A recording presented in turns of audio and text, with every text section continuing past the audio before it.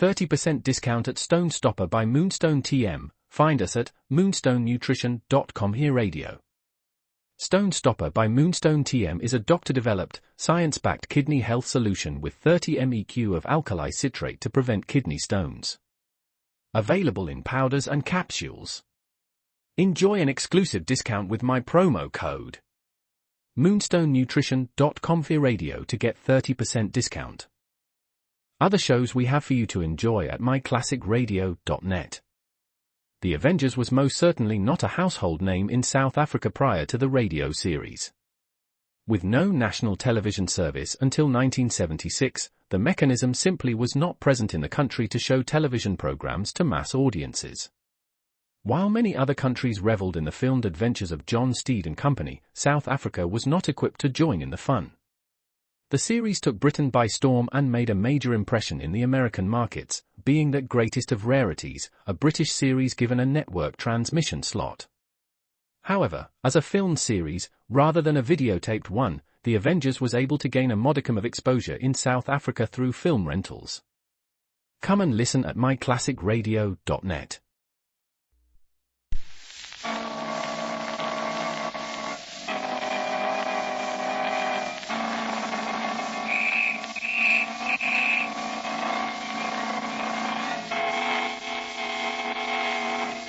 Blue Beetle.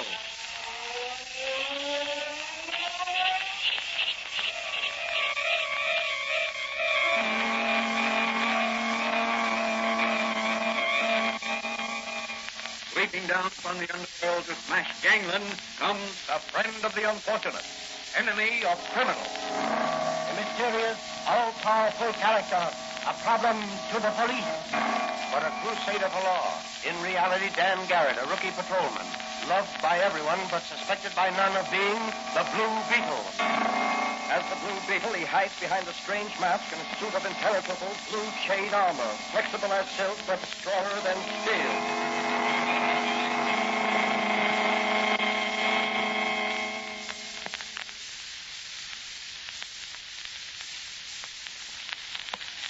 Today's episode of the Blue Beetle is entitled SmashingTheArsonRing. Numerous fires of suspicious nature have stirred the civil authorities to a point where a concerted drive is underway to discover who and what is back of this unprecedented wave of mysterious conflagrations. Has the city's fire inspection department become obsolete? Is the increase of destructive fires in abandoned factories and old law tenements due to coincidence? Or is an organized campaign of wholesale arson being engineered by a mastermind? As our story opens, Patrolman Dan Garrett, who in secret is really the Blue Beetle, discusses the situation with his friend and confidant, Dr. Franz, the chemist. And Danny, do you really believe that there's a ring of professional arsonists who are setting these fires? I'm positive. You know, we've had a long dry spell. There's such a thing as spontaneous combustion. I know that. Then on what do you base your suspicions? The fact that in each case the burned building had been vacant for a long time, or had been operating on a losing basis and was heavily insured. Like those old tenements on River Street. But surely the owners would be taking a terrible risk of discovery if they set them on fire. Not if I hired professional arsonists. They're pretty clever, you know. Yes, but look at the property loss. And in some cases, loss of life. The property losses in each case I've found are all covered by fire insurance. The loss of life, such as in that last tenement fire, is another thing. That's equivalent to wholesale murder. You're right, Danny. And if someone deliberately set those fires, that person should pay the extreme penalty. They will. If I can get the evidence I need to convict them. Well, what do you intend doing? I'm asking the chief to put me on special duty to investigate these mysterious fires. With Officer Manigan? Yes, if Mike wants to work on them with me. Well, he will, all right. He likes excitement as much as you do. I know. I can't stand inactivity as long as there are criminals to run down. I'll only be happy when I'm on their trail. Well, I do hope you'll always be as successful in the future as you have been in the past. Oh, there go the fire engines. That's my exit cue. So long, Doc. From now on, Dan Garrett, the smoke eater.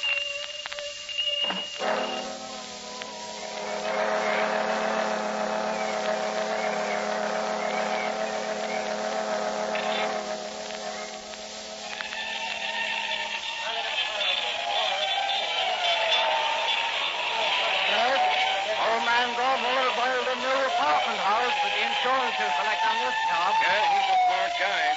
These houses aren't worth a powder to blow them up. Look, there's a girl up there. That's third floor window. Yeah, she's going to jump. She'll be killed if she does. Hey, don't jump. Look, there's the cop warning her not to jump. Yeah. Now he's going right into the building. Yeah. And there's another cop going right after him. Why, they'll be burned to a crisp in that inferno. Boy, look at the flames pouring out of that window underneath. Yeah. Looks like curtains for them babies. Not yet. Look. The firemen just got a hose up that ladder. They're pouring a stream of water into the windows. Too late, I'll bet.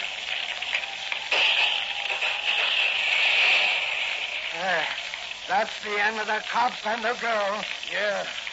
Gee, what a crash. Look up there on the roof. Yeah. It's the two cops and the girl. Oh, what do you know about that? They went up instead of down. Just in time, too. Firemen are slanting a ladder over to them from the hook and ladder truck. Yeah. But it won't reach. It's too short. Well, why don't they jump across to the next roof? It's too far. 20-foot gap. They'd never make it. The firemen could stretch a net to it. They can't get near enough to the building. That fire's too hot. See it pour out of those lower windows. I guess they're trapped. No, look. Yeah. One cop's hanging to the edge of the roof by his hands. Now the other one's crawling over him. What are they going to do? The second cop's hanging from the first cop's feet. Look, he can almost reach the ladder. Look, there's a fireman going up the ladder. Say, the girl's climbing down over the two cops hanging there. Look out! She almost lost hold. The fireman's got her. She's safe. She's safe. Yeah, but, say, looks like she fainted. Well, how them two cops gonna get down? I don't know. They're still hanging up there. Firemen are backing the hook and ladder truck a bit. Now the end of the ladder is right under them. Watch him. There he goes. He dropped. He made it! He made it! Now there's only the cop hanging to the roof. He can't make it, though. Who is he? Looks like patrolman Dan Garrett. The other cop was Mannigan, his pal. And that's Garrett, all right. Yeah. But how's he going to get out of this jam? Oh, look. The fire's licking up to him now. He's trying to climb back onto the roof. There he goes. He made it. How is he going to get down from there? Search me. Boy, I wouldn't like to be in his place. Hey, he's disappeared. No, he ain't. There he is. He's got a long pole. What's he going to do? Pole walled across to the other roof. Gosh, I hope he makes it. There he goes. He made it. Oh, boy. He ought to get a medal for this day's work.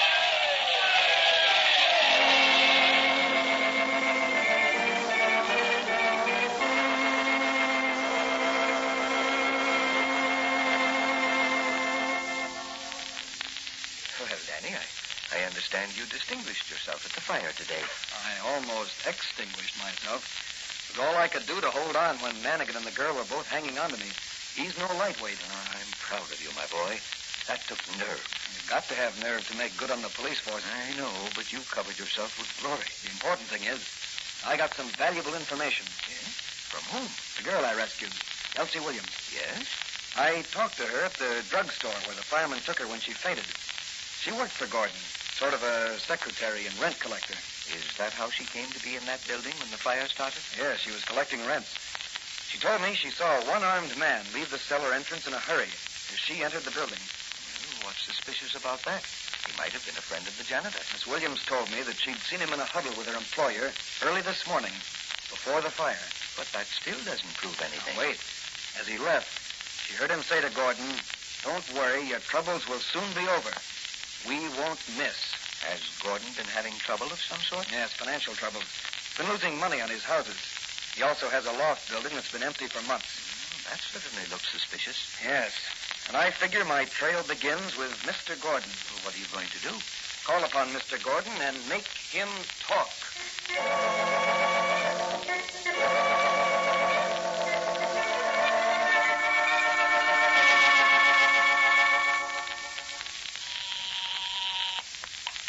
Yes? Patrolman Dan Garrett to see you. Now, what's he want? I'm busy. He says it's very important to you. Oh, Well, I'll see him. Patrolman Dan Garrett, Mr. Gordon. Oh, come in, officer. Oh, what's on your mind? Very busy this afternoon. Fire this morning and everything. Very upsetting. Heavy financial loss. To you or to the insurance company? What's that? I asked you to whom the fire was a heavy financial loss. To you or the insurance company? Now, look here. Just because you wear that uniform, don't think that you can be impertinent to the taxpayers. I'll report you to... Just a minute, Mr. Gordon. I'm here on official business. Your buildings were heavily insured. You stand to gain rather than lose by this fire today. The fire chief reports evidence of incendiarism. What do you mean? How can you report such a thing? I'll have his badge. Look, Mr. Gordon, I'm here to help you if I can. You tell me who the ringleaders are in this arson racket, and I'll do what I can to get you off lightly when your case comes up in court. Court? Wait, who said anything about court? I did. You're going to be arrested shortly on suspicion of being party to a conspiracy to defraud the fire insurance company. No, you can't do that. No. Why don't you break down? Give me the information I'm after.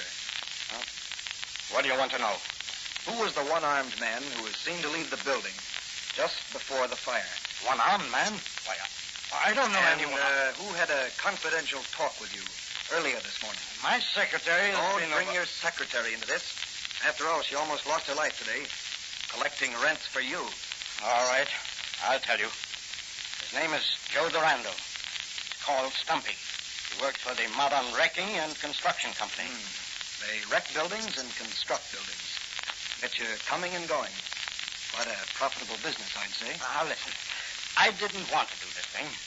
They threatened to undermine my tenements so they'd collapse. If I didn't hire them to burn them down, the buildings collapsed, I'd get no insurance at all. It'd be a total loss. So that's their racket. What do they get out of it? $1,000 down and 20% of the insurance. Not bad. And I suppose they get the job of rebuilding? Yes, that's part of the contract. Who's the head of the company? I don't know. Stumpy always spoke of his boss as the skipper. Stumpy must have been in the Navy at one time. I don't know that. What does the gang use that makes the fires spread so quickly? Gasoline? No, naphtha. Will you go down with me to the DA and tell him what you just told me? Now, look here, officer. My life isn't worth a dime right now for talking with you. Don't worry. The DA will have you guarded day and night. What was that? Well, that sounded like my secretary's voice. Come on, let's see who it is. Not here. Look, those men. They're carrying her off. You're right. Hey, stop. Look out. Okay, Chopper. That'll fix you for sticking your nose into what don't concern you. Come on, Gordon. Take a walk with me. Oh, no. Come on. I've got this gun in your back, so don't open your trap. You and me is going for a little ride. The skipper wants to see you.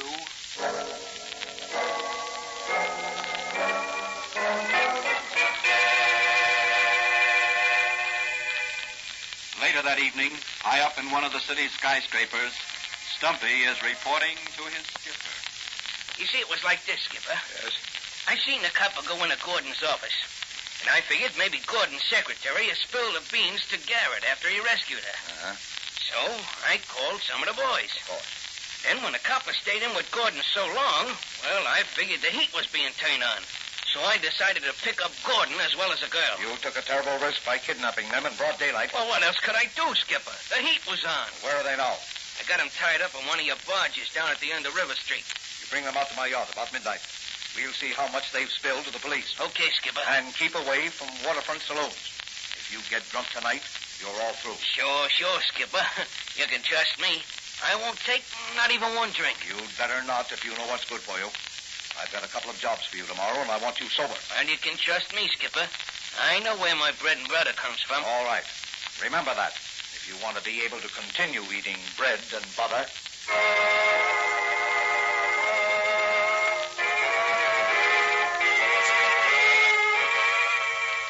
What will happen to Elsie Williams and the brave little secretary? Will Gordon be bumped off for talking? Can Dan Garrett recover from the blow on the head in time to catch the thugs? Or will he lose the trail completely?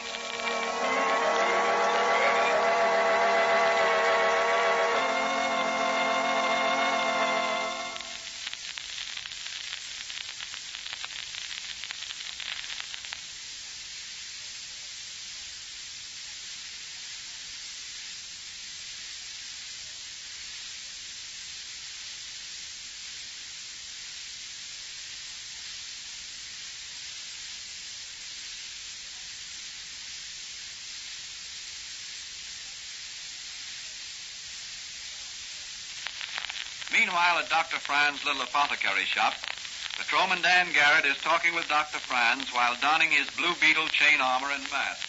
Doc, I've got a hunch. Has that sailor costume you brought along something to do with your hunch? Yes. I'm going to put it on over my Blue Beetle costume. Oh, what's the idea? Well, I'm convinced that the arson trail leads down by the waterfront. That's an interesting thought. A fire trail leading to water. Yes, but nevertheless, that's the way I see it. Well, what gives you the idea the trail leads in that direction? Stumpy's reference to his boss as skipper, which may mean that Stumpy's been a sailor, or that the head of the arson ring may have headquarters on a ship of some kind. I see. Also, I learned from Gordon today that naphtha is being used to saturate the buildings before setting them afire. Naphtha is used extensively around ships to remove grease and paint and rust. Well, what are you going to do? Disguise myself as a sailor and see if I can pick up Stumpy's trail in one of the waterfront cafes. That would be dangerous, Danny. I love danger, Doc. When it's in the line of duty, or part of my crusade against crime. Well, you'd better let me change your face a bit with some makeup. I'd act a little tipsy if I were you. It would be more convincing. Say, that's a great idea. I'll hide my Blue Beetle mask until I go into action as the Blue Beetle. And when I do, some people are going to get a big surprise.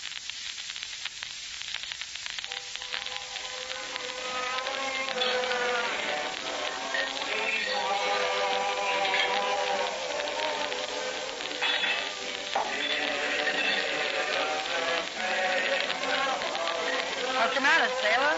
Lost his sweetheart? Looking for my friend Stumpy. Lost my pal Stumpy. You know Stumpy? Sure, I know Stumpy. Gotta find Stumpy. What do you want with him? He's gotta give me a job. He's my pal. Said if I ever wanted a job ashore, he'd steer me into a good job. Well, I ain't seen him. Maybe you could find him down at the end of River Street. End of River Street? What's Stumpy doing down there? Sometimes he sleeps on one of the modern wrecking and construction company's barges. Oh, that's swell. Promised me a job, he did. I'll go find him and buy him a drink.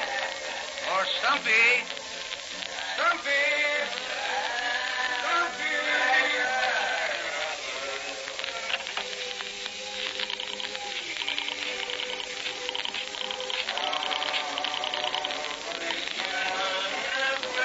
Hello, Gus. This is Maisie. Look, there's a guy coming down there looking for Stumpy. Yeah. Says he's a pal of Stumpy's. Pretending he's drunk. But he ain't. He's cold sober, and he ain't no pal of Stumpy's. Okay, goodbye.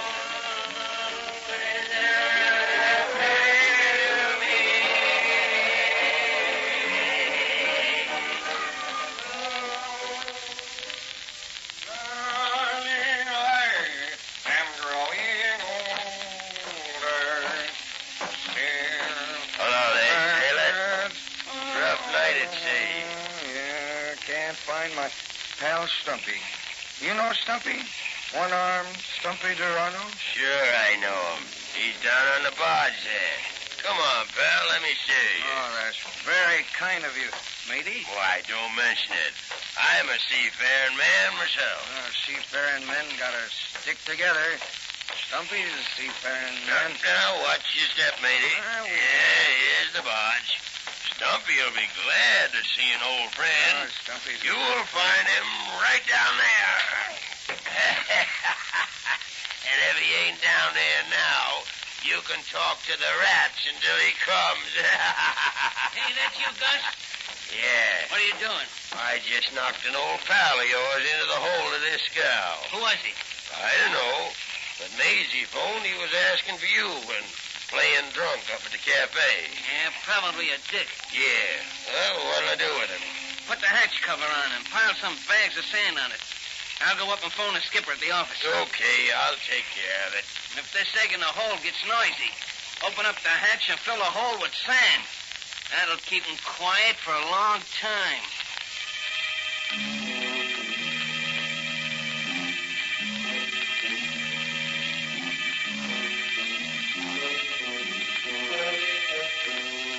What will happen to the Blue Beetle now?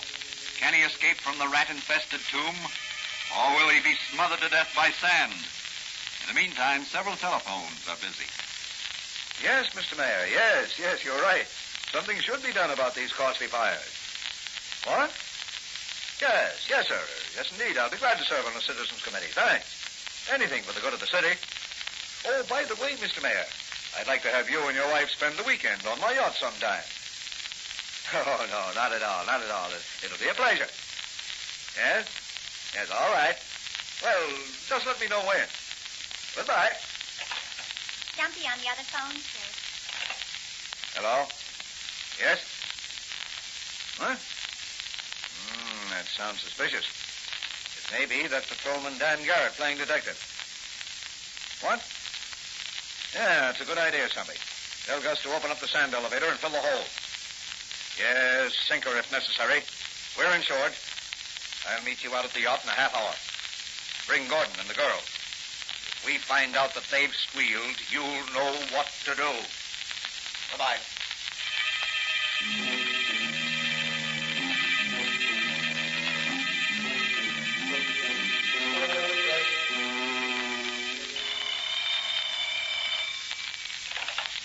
Hello? Dr. Franz speaking. Hello, Doc. Can you hear me? Yes, Danny, yes. I'm talking through my portable wireless telephone. Well, where are you? In the hold of a sand barge at the foot of River Street. Are you in danger? Not yet. Well, what happened? Someone knocked me into the hold, and now they're filling the barge with sand. But, Danny, you'll be buried alive. Now, look, Doc. Telephone the police to come at once to the Modern Wrecking and Construction Company's warehouse. I'm in the barge, tied up to the pier. Hurry, Doc. Hurry.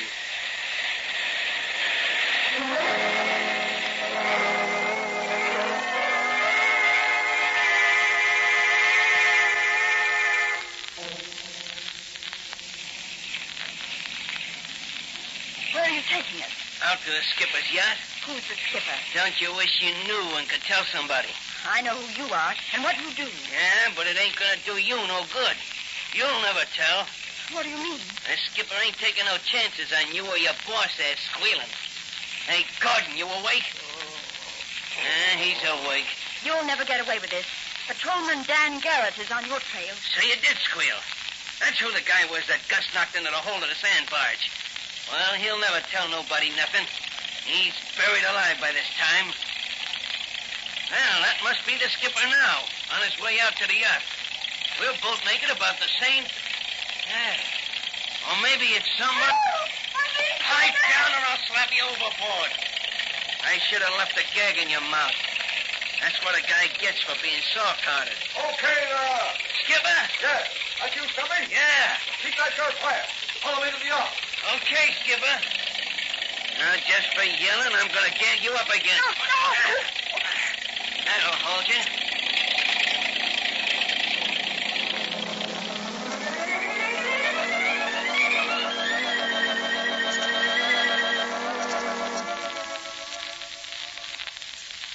I regret very much, Miss Williams and Mr. Gordon, that you saw fit to express yourselves to the authorities to the extent you have.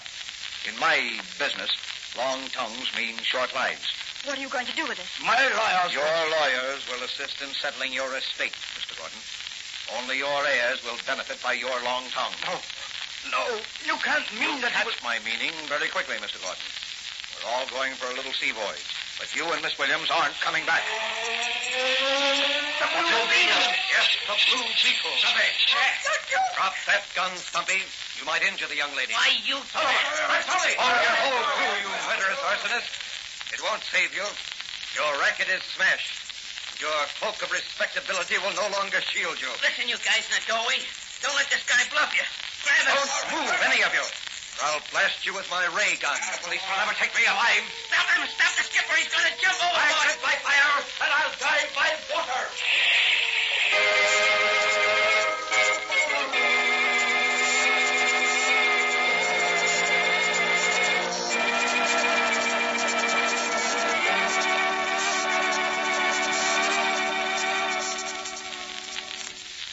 Well, tell me, Danny, how did you escape from the hold of that sand barge? I discovered one of the hatches wasn't tight.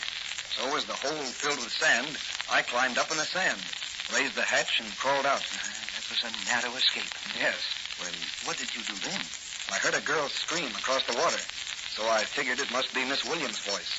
I dived overboard, swam out to a speedboat moored nearby, and climbed aboard. Luckily, I found the ignition key in the switch and started her up. The rest was easy. Drove the boat out to within a quarter mile of the yacht Typhoon, dived over, and swam out to her. From then on, it was just a matter of getting aboard without being seen. You certainly had an exciting night. Yes, but that's what the Blue Beetle craves. Oh, by the way, Danny, did they find the skipper's body? Not yet. Well, as he said, he lived by fire and died by water. My, what a strange epitaph. Yes. But I'd prefer one which would read, "Here sleeps the Blue Beetle. He did his job now, and rests in peace." And that's just what I'm going to do. Good night, Doc. Nor fire nor flood can turn me from my self-appointed task. I'm going to get some sleep.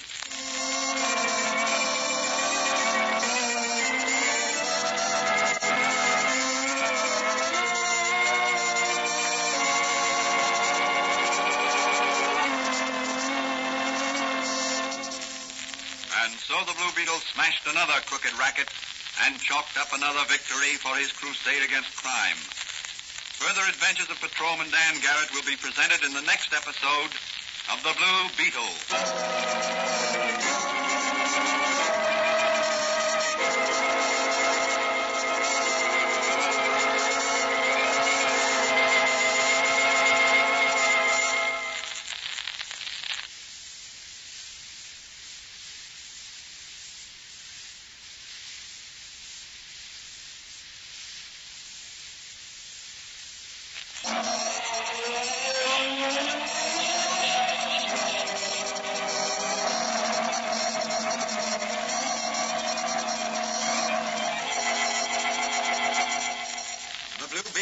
Copyrighted Fox feature appearing in Mystery Men Comics magazine on sale at your newsstand.